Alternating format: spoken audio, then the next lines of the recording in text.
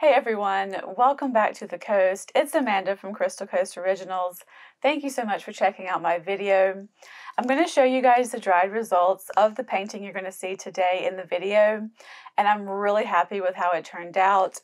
I was going for kind of an elegant, monochromatic, and minimalist in color vibe, and I wanted to do something with blush tones or maybe like a dusty rose type of color. And so I'm really happy with the way this painting turned out. It is a 12 by 24 inch canvas, and I feel like the video doesn't do it justice. Like, it's kind of hard to see how really pretty these colors turned out.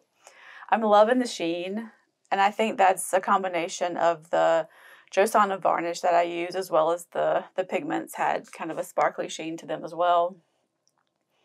Oh, it's so pretty. So soft and pretty. I'm really liking that one. The painting is a swipe and spin, and as usual, I will list all the formulas as well as the color in my description box. I recently put up a how I mix my paint videos for the swipes, and if you guys haven't checked that out, I highly suggest you do. It's a little bit more of an in-depth tutorial on how I mix the paints, so especially if you're new to this style, it might be something you want to check out. Thank you guys so much for watching, and I will see you on the next one.